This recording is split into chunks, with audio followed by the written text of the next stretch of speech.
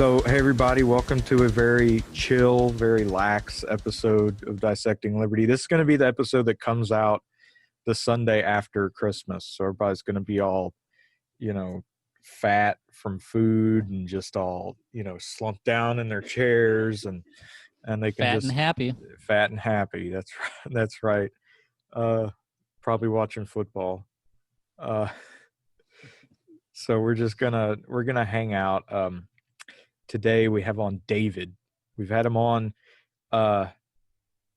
during the infamous Cotton Week. Not enough people. No. Oh yeah, did you know about that at the time? Yeah, I knew that you were by yourself and there was something there, but I never got the full backstory. Oh, yeah. It sounds like there might be something going on there that's more interesting than I originally gleaned. Yeah, so Zero was on his honeymoon. That's right. Yeah. Yeah. I remember you talking about how he was recently married. And then I co-opted the show. Yeah. To massive success, but resounding Yelp reviews, I'm sure. That's right. Great Yelp reviews. Got about 15,000 5-star ratings on Apple Podcasts, so that was pretty cool. Don't look, just take my word for it. They're there. So in case anybody hadn't listened to that, why don't you go ahead and tell people who you are and about Law of Liberty and any of your other projects. Yeah, well, like you said, I do the Law of Liberty with Stratton. We met each other this last summer, and he kind of convinced me to do this podcast. And I'm a law student, just finished up my second to last semester, which is super exciting. And, there's not too many people I know, at least, who are libertarian law people. I mean, other than Solomon, he's like the only one my age I know. Yeah. Like all the other libertarian law people are older, like Kinsella and like Kevin Gaussman and like guys like that. So, we wanted to bring in the legal perspective to get kind of younger liberty people thinking about that stuff. And I've liked it so far. We're having fun. We just dropped our 15th episode tonight, actually, which we recorded 2 weeks ago. But I couldn't edit it just because of finals and stuff. I was writing like a 30-page paper, but it's fun. It's good. I love it. And yeah, it's been a lot of fun. It's nice to finally kind of put myself out there and get over some of the anxieties that come along with that, Yeah, no, I get you completely. I had a very similar experience. Like y'all's first episode was really good. And like y'all had good chemistry and y'all kept the dead air to a minimum and like y'all had some things already figured out, which was really good. And then like I don't know if you've gone back and listened to our first episode. I think I actually did try to listen to the first part of it, but I that's the wrong way of putting it. Like I started listening to the first part of it, but I was doing something or something took my attention away and I could never finish it, but it definitely was a little. It's a below. chore. It's a chore. That was the first time me and Zero ever talked. Right. Like on a call. Right. Other than just texted and stuff. But yeah, that was really cool. And then who was y'all's first guest was Jeff Deist, wasn't it? No, so our first guest was actually Carr. Oh, right. Yeah. Because you hooked that up for us. Yeah. And then we had, oh my God, it's a funny story. I don't think we've talked about, I didn't even tell Carr about this. And I didn't even know that the Dark Tom Woods thing had something to do with the Fadcast. Yeah. But I straight up, so what happened was I was stupid. So the way Law of Liberty records our shows with guests, because if it's just Stratton and I, we'll use Zoom, and then we record locally. He sends me his thing, and then I edit it together. But when we have a guest, we'll usually use Google Hangouts because we don't have Zoom, like paid Zoom. Yeah. So we can't have a third guest without the time limit. So we went on to Google Hangouts with him, and I was using Bandicam to record my screen and the audio. And I really like doing that. Bandicam's pretty cool because it gives you different tracks and it records everything that's on your screen. But I didn't know that when I downloaded Bandicam that there's like a one-time $30 payment or something, and you pay it Yeah. once and then you have it forever. But I didn't know. So I'm recording it. We're talking with Carr. And then like 15 minutes into the episode, I get this thing on my screen. If you want more time, pay Yeah. for the thing. And so I'm like, shit, like he's in the middle of his sentence and it cuts out. And so then we went over to Zoom and then did it with him. But the conversation was still kind of going when we were running up on the time limit. So we closed that chat and then started a new one and then finished it. But I was recording on Zoom, and so I was recording it to the same destination file. But because it was different Zoom sessions, the files were called the same thing. Oh yeah. So it overwrote in that destination file, the second audio file, and the first thing we recorded was gone. And so I was freaking out, like, how could this happen as our first guest? This is terrible. This is a disaster. But then I actually found out that there is a default export file. If you go into like the guts of the files, the program files that Zoom makes when you download it, if you go into the guts of that, it keeps everything recorded. So you have like a destination file that you can pick, but then there's also just a default destination file that it will always be recorded to no matter what. And I found the file there. So thank God we saved it. But yeah, that was that was a big learning experience. So since then we fixed it up. And so back to your question, our second guest was Kinsella and our third guest was Dust. Oh, okay. So that's how that worked. You know who drives me crazy with like technical issue stuff is Derek. Yeah. Because like he'll on Burning Boots he did it a lot. And then when we did our first Cotton and Derek show, he did it while we were recording. He's like, "Oh shit, I'm not recording." Yeah. And we're like, "Dude, we've been recording for 40 minutes. Like all that's done." And he's like, "Oh no, I'm joking." Oh my God. And like we did another Cotton and Derek show recently. I loved it, by the way. Thank you. It was you. great. It was with Bullshito. Yeah. Oh my God, it was so funny when you're talking about Baz. I want to see this guy. What does this guy look like? Like, he has a Twitter. I have an image of him in my mind of like what he looks like, and I want to see if it lines up. He has a Twitter. I don't want to blow up his Twitter, but I'll send it to you. All right. Done. Yeah. But but like he messaged me after it published, and he's like, "You idiot! You exported it all to the left channel. Yeah. Like there's no audio in the right." And I'm like, "Dude, I'm listening to it right now. It's fine." And then he doesn't message me back for like 40 minutes, and he's like, "Oh, my headphones weren't plugged in all the way." And I'm like, "God, dude." Yeah. Like it's funny. I hate that it's funny, and I laugh at it, but it annoys me. Yeah, I like Derek a lot. He's been really nice to me and Stratty, because he came in right when we started the show, Law of Liberty, and he DM'd both of us and was like, "Hey, I love this. I really," because he's like a huge Kinsella guy. Yeah. Like Kinsella for him might be his number one of any libertarian, figure. So he was like, "Yeah, I love this law stuff. Like, this is really cool."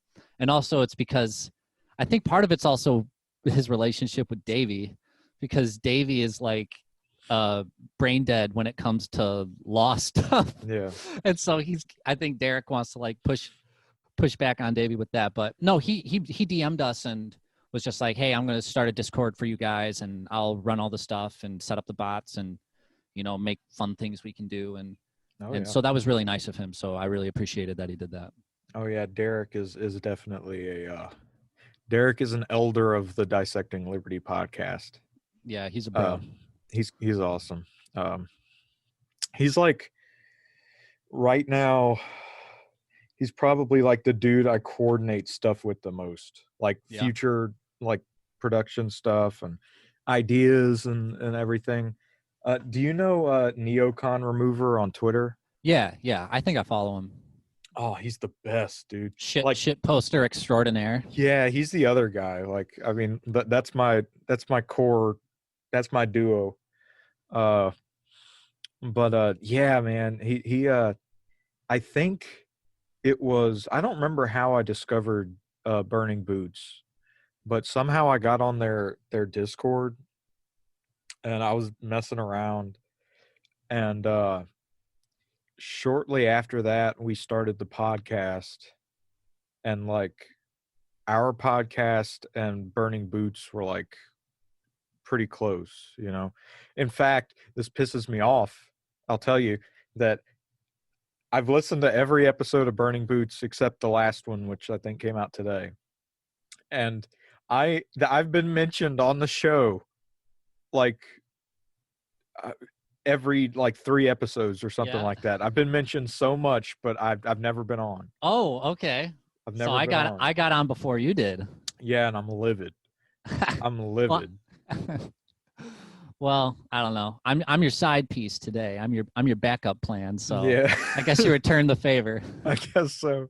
Well, like I get it because I mean, I listen to the stuff they argue about, and I mean like they're answering some of this, and they're kind of rebranding right now after Yeah, Kyle. they're doing the whole going like merging with Fadcast or Well, something. well, do you know about the Fadcast, what they're doing? Because I they're have doing no I have no idea about any of it, so you so should enlighten me. they're changing. They have changed the name of the show, and they're changing the complete uh uh I don't know, like they're changing the whole. God, I'm so bad with words. Um, they're changing how it's done. They're completely redoing it. It's so instead of just having one show with like bonus episodes every now and again, they're going to have like 4 separate shows with each host having their own show that is encompassed within the new show, which is called Timeline Earth. And they brought on a new host as well. Well, it's Timeline Earth is a joke because Carr had this thing saying that the Earth is a line, and it's the Twitter timeline, so it's Timeline Earth. Okay. And their new logo says time. Bert or Neocon Remover designed it, and it's Timeline Earth in text, and then you can see a line Earth. It's funny, Yeah. but and then crowdfunded government, may he rest in peace. Don't know where he is. Uh, he years ago bought birdarcus.com, carcampit.com, friendsagainstgovernment.com, and before he disappeared off the face of the earth, he gave all of that to Derek. So that's what they're doing. They So Fadcast is a new show, but Burning Boots just changed their name to Yes. become Fadcast, but it's Well, still Derek, Davey, and Kyle. Or didn't you no. say Kyle's doing something else? Kyle left. Kyle's not doing Okay. podcasting anymore. He's still around, like he's still on their Discord and he's still on Yeah. Twitter, Yeah. but he's just not doing the podcast. So both uh Fadcast and Burning Boots are rebranding just to kind of switch things up. Cool.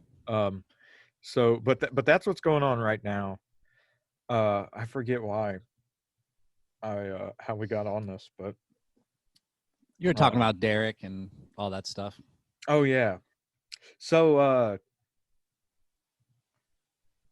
oh yeah, okay. I get why and part of the reason I haven't been on was me because like the burning question stuff, I would get bored. Um but and then like Davey, man, he'll Yeah, say things. he sucks. He sucks. Yeah. You said you listened to you listened to the one when Stratton and I were on. Yeah, I think Yeah. so. I I felt so awkward like doing it just because Davey just like I couldn't get a word in edgewise and Yeah. I would like use words that he couldn't understand and I was just like what is happening? Yeah. Like he asked me what circumscribe means Oh. and I was just like oh god, okay. I gotta D law school myself in order to talk to this person. Well, and that's kind of good. Like I don't want to that's be a rude. I don't want to be rude though. Like I don't know him personally, but I yeah. didn't have a great experience talking with him personally. Yeah.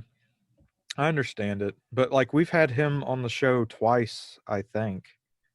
Um and like I don't I don't like talking about uh like an intellectual proposition with Davey, but I do like just bullshitting with Davey, you Yeah, know. yeah, for sure. Um, And that's cool. That's no problem. I yeah, feel that. I'm just not.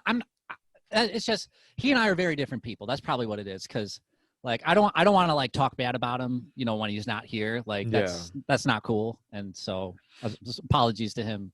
But we're just kind of different people. Like I'm just kind of like I'm not very witty. Like I'm good on my feet when it comes to like intellectual discussions, but with like cracking jokes and like stuff like that, like I'm not that, I'm not that good with that kind of stuff. And that's just my personality. So he and I just kind of, I don't know, there's just a little bit of a water and oil kind of thing going on there, I yeah. think, which is fine. Well, that happens. Yeah. Um, yeah. So, like, I know I talked to you about this, and like at Mises, like I was amazed how many people there weren't super act or maybe not super active, but at least a little active on Twitter. Right. And because that's 99% of my libertarian Yeah. experience is just on Twitter. Um Part of it and might be because there were a lot of younger people. Like most of them were kind of undergrads or like early undergrads, at least as yeah, far as I remember. So maybe that had something to do with it. I don't know. maybe. Because I didn't get into social media until I was older too, so I don't know. Yeah. Um but so like I know, and please tell me if I'm wrong, but like before we met and like you met Stratton, me and Porter, like you didn't know about Fagcast or any of that No, stuff.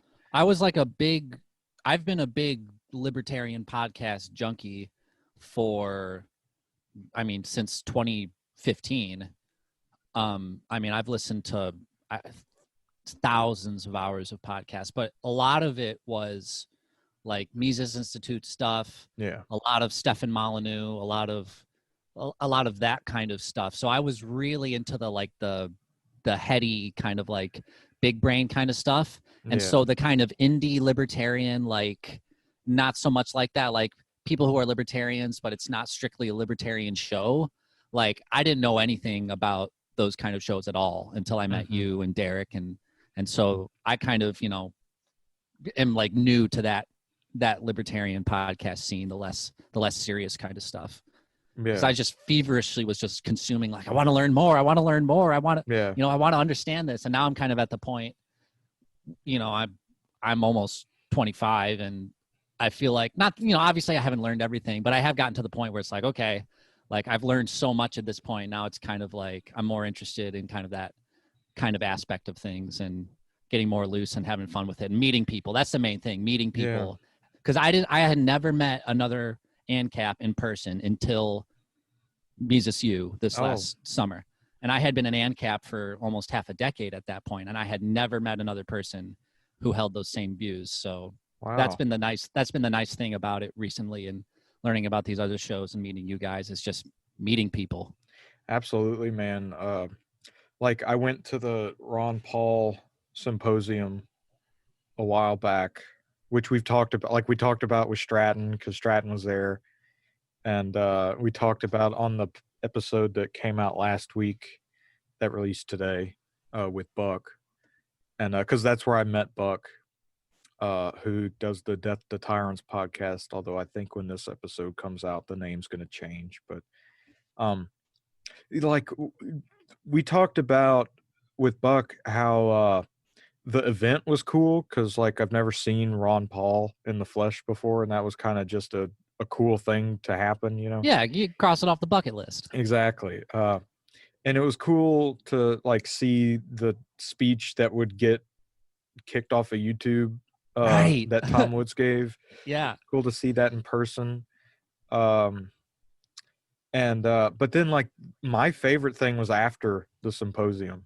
Yeah. Like, you know, me, Stratton's girlfriend, Zero, and his wife, like we walked on the beach for like 6 miles and just hung Oh, out. yeah. And yeah, Zero got a cramp in his leg because he's a wuss. Um, and then like after that, Zero and his wife had to head home. So then Stratton, his girlfriend, and me went to this house party or that's where we met Buck, and it was just like a bunch of ANCAPs hanging out and drinking beer and just talking. And man, like that's my favorite stuff.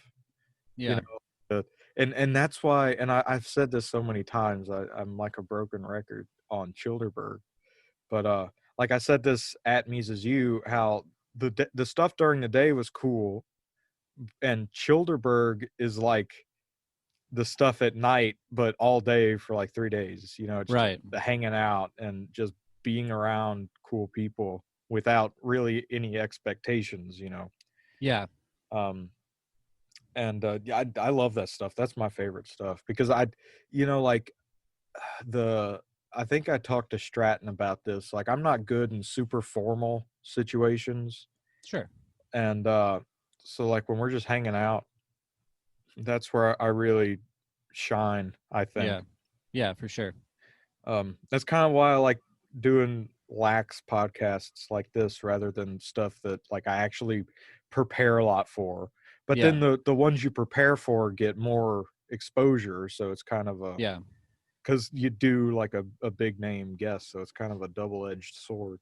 Yeah, we're trying to figure out our balance with Law of Liberty, because for the most part we do pretty, like, I come in with a list and, like, here's the points I want to hit, here's like the logical order and like the arguments I want to make and the things I want to say.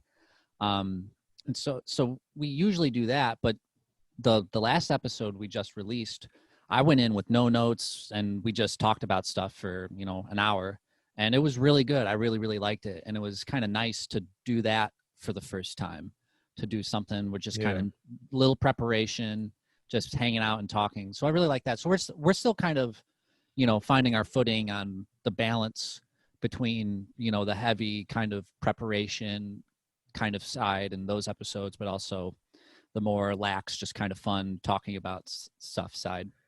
But yeah, I just get anxious about it too, because it's like, you know, I I want to like explain the legal stuff to people in a way that's not only coherent but is actually correct, yeah, right? So I'm always worrying about, oh my god, was that actually right? Did I say something that's like totally wrong? Am I off base here? Am I leading people down the wrong way? So it's like, it's weird because when you do the less formal episodes, there's a little bit less of that focus, but we still talk about it a little bit. So I'm just kind of going off things on my memory, and then I listen back to it. I'm like, is that right? Is that, so I don't know. We're still figuring it out, but it's nice to, it's nice to, you know, take a stab at it yeah. and Well, you could do like every other episode is like a law centric yeah, episode, or if you want to have like more of those, you can have like like the last episode of every month, is just kind of a hangout session. yeah, That's yeah, kind of what we did with the live episodes that we did for a while. But and I got to say this because I know some people miss the live episodes. Um, they're just too much of a pain to edit. yeah. I mean, it's Well, so bad, but well, I went on the Discord, I think, once when you were recording a live show, and like yeah, there were a bunch of people there, and you were playing some of those Jackbox whatever games, yeah, yeah, yeah. and it was a shit show. Oh yeah. It was a clusterfuck for sure. Well, see, I don't know if you know him, Foxhound, who is Yeah, on. I mean I recognize the name. I don't know him, but Yeah, I recognize that. he's the Burning Boots Discord's Fed, pretty much. Really? Yeah, he has the Fed role, uh, because he works for the Navy technically, or something Oh, like that. okay. He works for like a company that is contracted by the military or the government, or so they say he's a government worker and he's a Fed. So Yeah. but I don't know if he's done any recently. But he used to do those Jackbox things in the Burning Boots Discord, and it was so much fun. But yeah. uh, but then like the live show would just be when we started doing them, I had no notes whatsoever. Um, and then we did one just with the patrons, which if we ever bring it back, it's going to have to be with the patrons. But then the one we did with the patrons got corrupted, or like the first half didn't record because we use Discord and Discord sucks to record. But and I had a list for that, and it was going pretty good. But it's just a pain to edit, and it's just Yeah. it's I don't have that kind of time. Yeah. Well, let me ask you about editing, Yeah. because I'm sure, you know, people can surmise from kind of the way I described our show and what we do. I do heavy editing. So that kind of goes back to your point that you said before when you listened to our first episode and there wasn't any dead air and other kind of things. I go through and I make sure to, like, if there is dead air, I cut it out. And like if I have a big like kind of moment, I'll cut those out just to make it more succinct and to get it down. And so I mean, like, do people usually do that, or am I just obsessive compulsive? No, we do that, or I do that, because Yeah. I edit the episodes. But you know, part of the thing is because this episode we're recording right now is going to be our 61st episode, so we've gotten a lot better at filling dead air and not doing those ers, you know. Yeah. So we've gotten a lot better at it. So like when we started, I wanted to do that, but it was so much that I just couldn't. So like I did a bit, I polished the turd a little bit, you know, but like it's still bad. Where now, you know, I don't have to do it as much. Like I can cut out the dead air for like an hour-long episode. I can do that in no time at all, like 5 minutes, just eyeballing the audio file. It comes with practice. Yeah, and that's the other thing. I've gotten a lot better at editing. Like a lot of it's muscle memory now for like the things I do, like the what did you call it earlier? You used the correct term for getting out the weird noise stuff. Noise reduction. Noise reduction. Like I just do that automatically, and but Derek is trying to get me to use Ableton, because right now I use. Oh, you don't like Ableton? Well, okay, so I'm a musician. If people don't know, I've been a musician for forever. My mom was pregnant with me when she did her master's degree in piano. Oh, so wow. I was in the womb when she was playing Rhapsody in Blue and all this kind of stuff. So I think that definitely had an impact on me. Real quick, for everybody listening, think hard. Tweet right now who you think wrote Rhapsody in Blue, and I'm gonna check when you tweet it. I'm gonna check the time, 8:21, on December 20th. If you get it right, I'll give you a prize, and at the end of the episode, I'll say who it is. All right, continue. Cool. So back in high school, I did band stuff with friends. We had a stupid band that we would write songs and record them. And so we used Audacity back then. And so I was already familiar with Audacity when we started doing the show. So I already knew how to set it up, how to work it. I already knew all the different features that were available. So I didn't really have to learn anything about that once we started, which was really nice. With Ableton, I learned about Ableton in college when I was part of a percussion group on campus when I was an undergrad, and I learned, and some of my friends who they'd make like EDM music and stuff like that, and they used Ableton for that. And I remember I looked at Ableton, the interface. One of the guys was showing it to me, and I was just completely overwhelmed. I was just like, this is way too complex. But Audacity is just very streamlined, very straightforward. It's not super complex for like really doing the crazy, like amazing production that some of these people do nowadays. Like especially, I'm amazed by electronic music producers, the things they can do when they actually like go into the audio file and they will manually manipulate waveforms Yeah. and do all this crazy stuff, and it's so cool. And you know, you can't do that with Audacity. So I don't know. Ableton seems to me like to use it for podcasts. It seems it's too much. It's you know, Yeah. I don't think that's. I don't know. I'd have to talk to Derek about it and see his perspective. But Ableton to me seems like something that you should use if you want to do really good music production. But for podcasts, I don't know. Just use Audacity. It's simpler. Yeah. Well, I think part of the reason why Derek likes Ableton over Audacity is he can uh, plug in multiple microphones, or he can Oh, record from multiple microphones, where he can't do that on Audacity. You only get one input. he needs to get a Um, soundboard. Well, yeah. You're right. You can only because I have a soundboard. I have like an 8-track that I yeah. use. But yeah, you're right. You can only record one Yeah.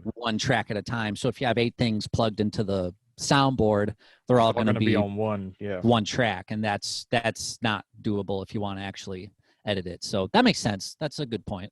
But Derek's thing is he says that once you understand it, and he said he can explain it to me pretty quickly. But he was like, once you understand it, it's so much quicker. Like it's just so much easier than Audacity, and like you can do more in less amount of time, I guess is his Yeah, point. But then I don't know, like I have quite a bit of experience with Audacity, and then Reaper. Do you know about that? I do. I think I downloaded it once, a free trial Yeah. to use it, but I don't think I ever did. Maybe I was just looking at the free trial because I was wondering whether or not I could actually use Audacity to record my music.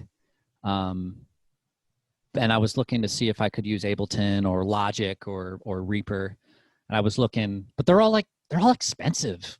Yeah, well They all that's the cost a thing. lot of money. You know, they're free on Pirate Bay. But Right. You can agorist it. yeah, that's the thing. Every now and again I'll be in a class, and I'll have like a physical copy of the book, and like I'll be in our group me or something, and I'm like, oh, I just control F'd, blah blah blah, and they're like, did you buy the PDF and the physical book? And I'm like, no, I agoristed the PDF. And they're like, what does that mean? And I'm, Let me tell you. right, rubbing my hands together. But yeah, man, I'm glad you asked. I'm glad you asked.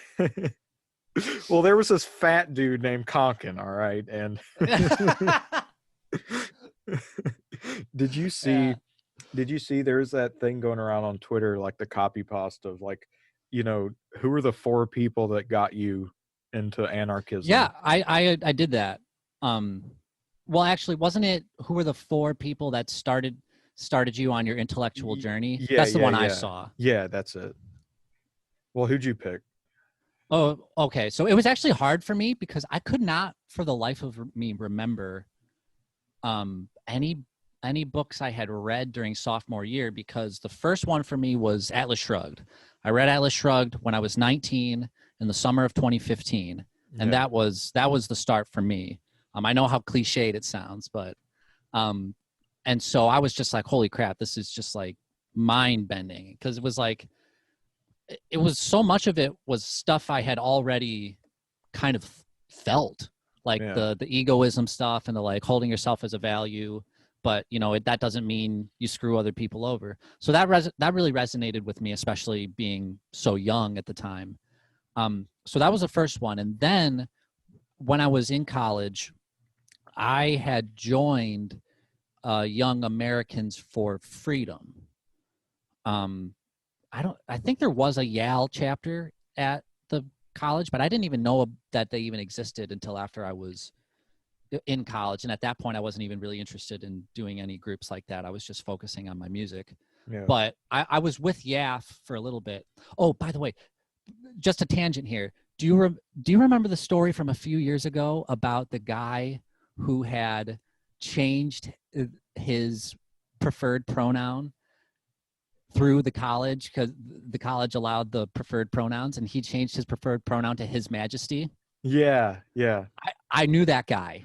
I think you told me that. I knew that guy personally. I met him. He was the president of my YAF chapter. Hell yeah. So I knew him. His name's Grant. He was a good guy. I didn't really see him much like the second half of college because I kind of He was stopped on his being involved. throne. Yeah, I know. I mean, exactly. But that was funny. But anyway, so I knew this was gonna happen. I can't remember where I was going with this, but well, here's what it was. I remember now. Okay. So because I was a part of YAF, I got in the mail this book that was made by Fee, by Oh, yeah. Foundation for Economic Education. So it was a dual Fee and YAF book, and it was called "Excuse Me, Professor." And it was an edited compilation. Lawrence Reed edited it, and it was just a compilation of articles by people talking about free markets and economics and stuff. So that was what really. I have that book. Oh, you do? Yeah, there's a lot of cool stuff in there. Like they cover a bunch of different stuff, like why. I mean, I know the stuff that I sent after I read. I sent it to a lot of people. Was they had two different things about FDR.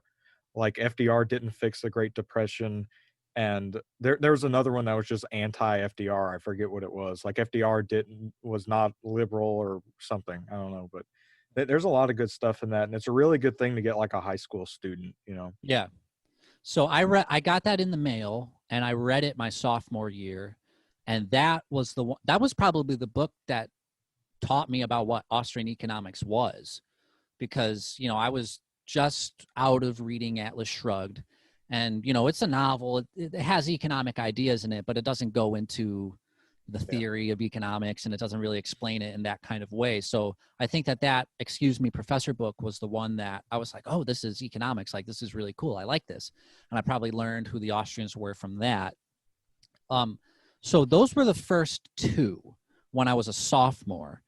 But after that, I was, like I said, I was podcast crazy. So I was listening to Stefan Molyneux and the Mises Institute. I found them and all this different stuff. And I was really into that.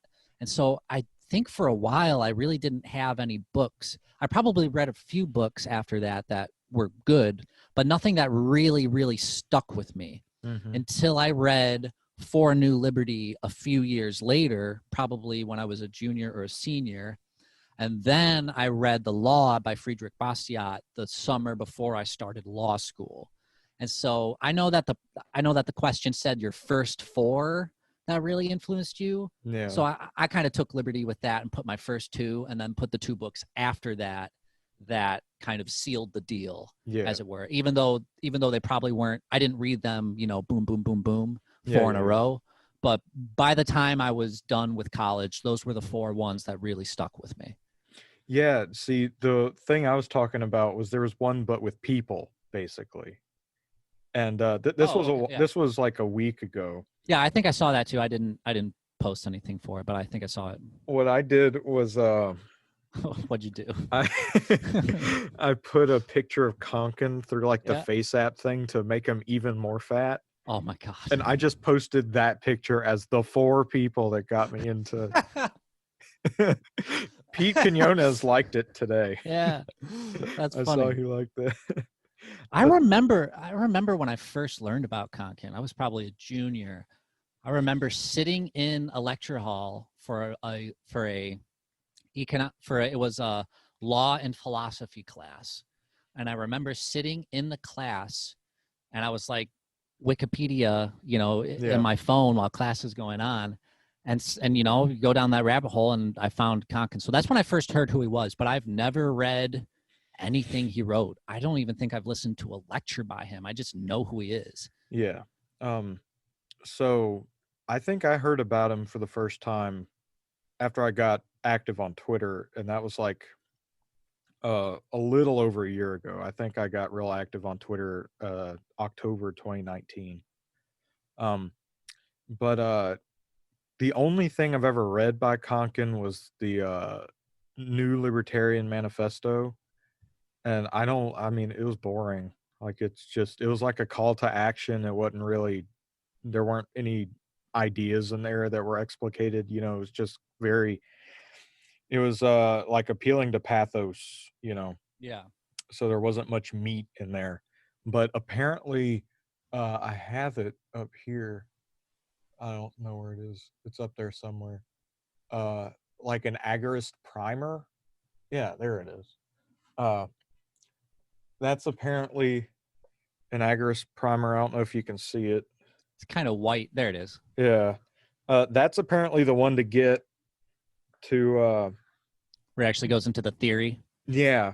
And then there's a copy you can get of the New Libertarian Manifesto that has a left libertarian approach to class conflict analysis, Ooh. which is very interesting. Yeah. Um, and that's worth reading too. And like, so that's all my knowledge on Konkin, but like, I don't know. Like, I think the idea, frankly, I think the ideas of Konkin are much better put forth, like in fiction.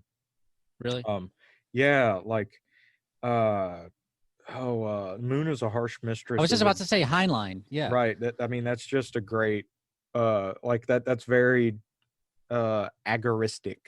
Yeah. Um, What about Starship Troopers?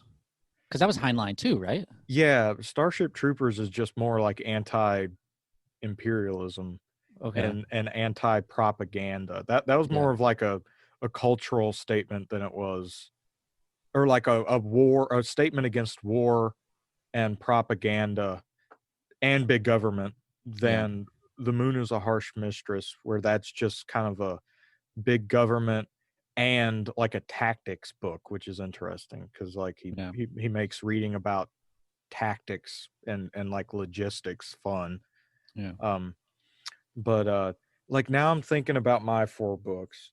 I'm not gonna tweet it, but like I know I read, and this is so embarrassing, but like the first libertarian book I ever read was The Libertarian Mind by David Boaz, the Oh, okay. head of Cato. And he Uh-oh. uh-oh, and he he hates Tom Woods. He's like one of the chief members of the Loser Brigade. Yeah. And I read that book, and it was the first libertarian thing. Like I knew the label, and I at the time I was in high school, and I saw libertarians as like, in my mind they were just consistent Republicans. So I'm like, all right, this is cool. I hate the Republicans, so I'm just gonna see what this label's about. And that was like the when I typed libertarian on Amazon, I guess that was the first book that came up. So I read that, and that kind of demystified a lot of stuff for me. And then after that, my buddy recommended um Economics in One Lesson. And I read that, and that blew my mind. Uh, and then it was from there that like I discovered Rothbard. And then the next book immediately after I read Economics in One Lesson, I read For a New Liberty, and that really blew my mind. And Yeah. that sealed the deal, like you said. So the For a funny New thing, when I was reading For a New Liberty, I was I was reading it PDF. I got the free PDF from Mises. I was reading it with the audiobook. So I was listening to the audiobook while I read it. Mm-hmm. But I would have it hooked up on my television set in my house, and my mom would be, you know, kind of like in the kitchen, walking in and out of the room when I was listening to it, and I just had it, you know, blasting because I'm just like, yeah, you need to hear this, you know. I Yeah. wasn't like sitting her down, but I was just like, maybe if I just have this playing, she'll Yeah. pick up on something. And that was like the first tiny little red pill kernel. I'm not saying that my mom wasn't like, well, I mean, like she kind of was. She's kind of newly red pilled. She was kind of a little blue pilled before, you know. Sorry, mom, love you, but When she listens to this, she's gonna be so I know, pissed. right? Exactly. But she's really gotten red pilled lately. I mean, she's still conservative, old, you know, kind of old Reagan conservative, Yeah. but she's definitely gotten really red pilled with this COVID stuff and like Oh worrying yeah. about everything that's going to happen. But the one part in For a New Liberty, this tiny little kernel that stuck with her was when Rothbard was talking about, well, we think that the market is best for shoes. So why wouldn't the same principle hold for roads? Why wouldn't the same principle Yeah. hold for these other things? And she said she had like never thought about that before. She had never thought about that contradiction of, well, the market's best for these resources, but they're not best for these other ones, right? And there's obviously fairly sophisticated public goods arguments, which I think are wrong, but they're more sophisticated than just the kind of, oh, well, it's what the government does, so they do it. I mean, there are definitely people who just think like that. They just think this is the way it is, and they don't think any deeper. But that was the first thing for her, where she was like, oh, that kind of makes sense, and I think that kind of stuck with her. So she kind of can see my viewpoint a little bit more now. So I'm thankful for that, for Yeah. sure. Uh, like I was interested because or it was interesting because I remember I didn't know anything about the Mises Institute or any of their affiliated authors for most of my life.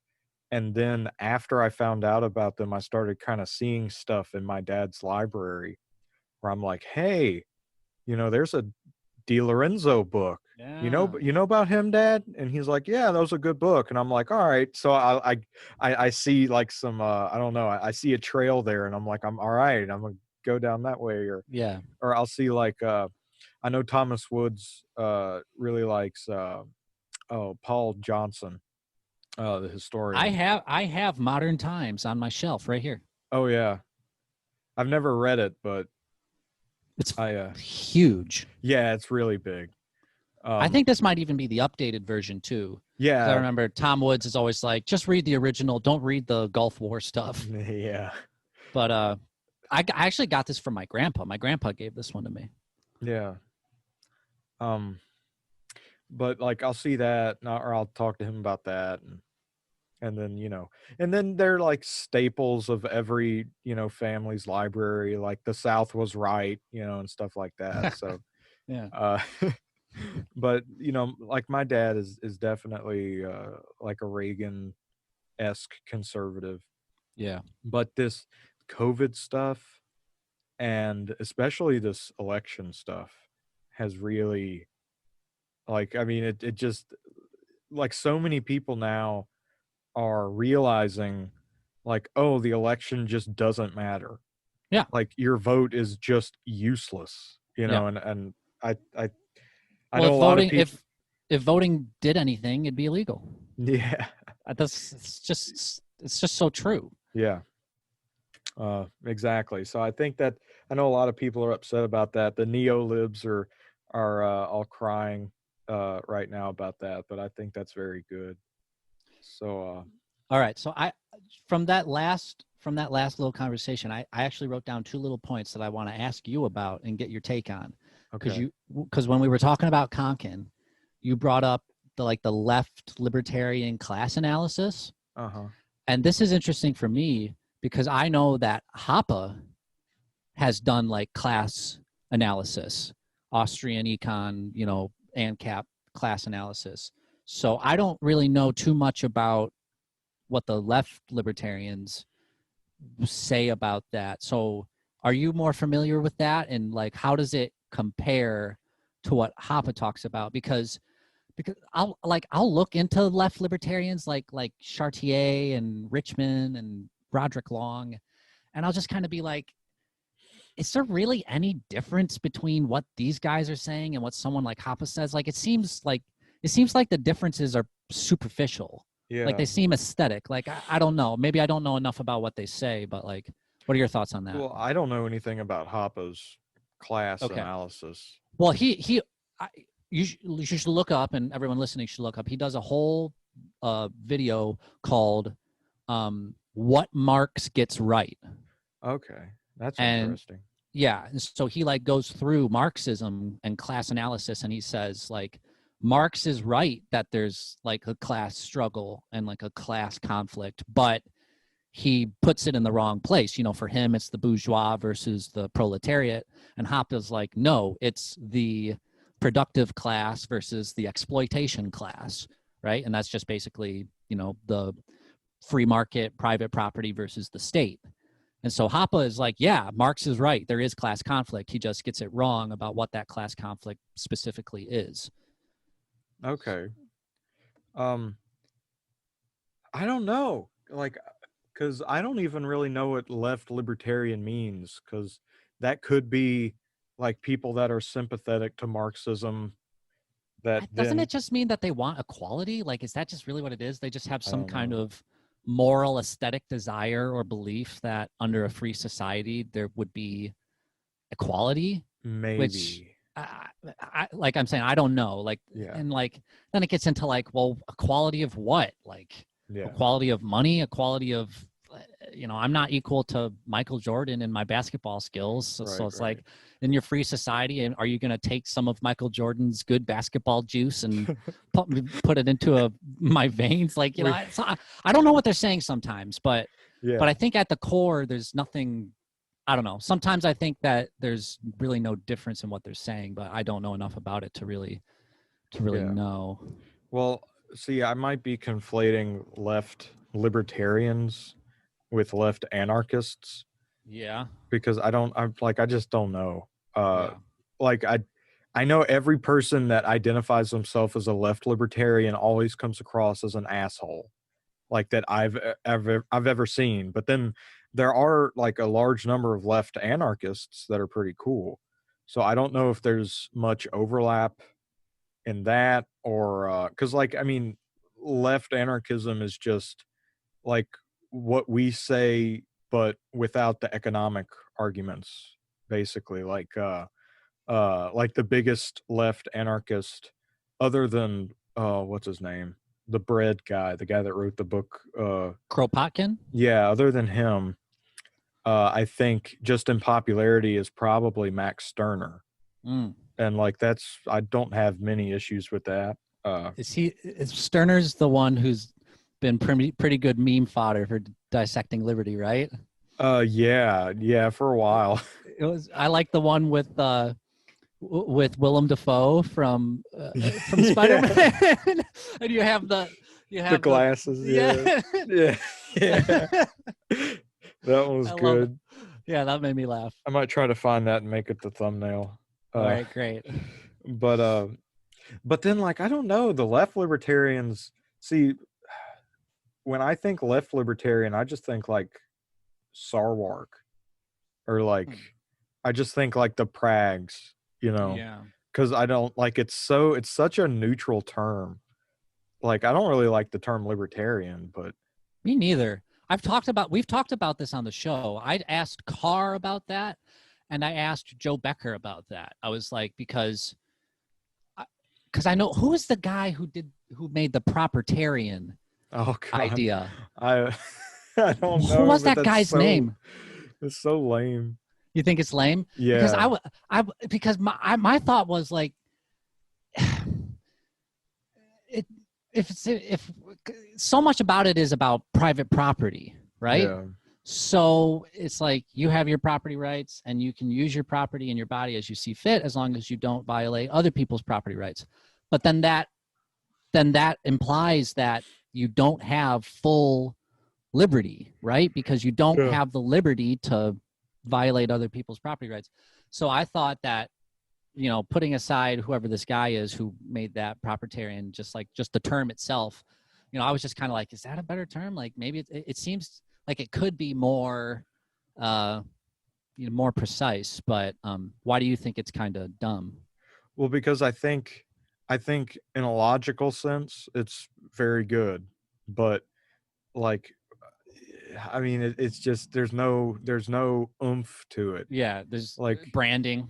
right, like the Yeah, optics for that term is just like it's like it's super nerdy. I mean, and yeah. that's not Well, good because that's that's my that's my problem because I'm a nerd. Like yeah. I'm not the best at like convincing people. I got one person to read Atlas Shrugged. I did. I got him to read Atlas Shrugged, and he said he really liked it and that it definitely changed his perspective on some things.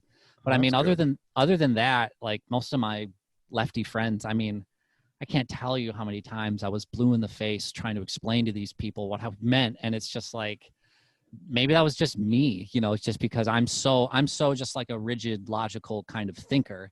And so Yeah. that's why I am in law school, and that's why I do what I do. But it also just makes me kind of think that maybe I'm not the best spokesman in terms of getting new people into the movement. And so I keep that honestly consciously in mind when we're doing Law of Liberty. And I've said this on the show.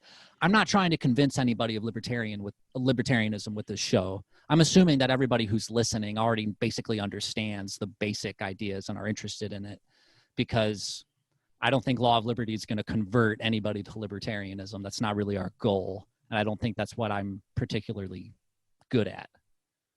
Yeah. So I think that's a good stopping point. So real quick, one more time, why don't you just go ahead and give out your plugs? Yeah. And where everybody can find you. Yeah, you can find the Law of Liberty podcast on Twitter at Law of Liberty Pod.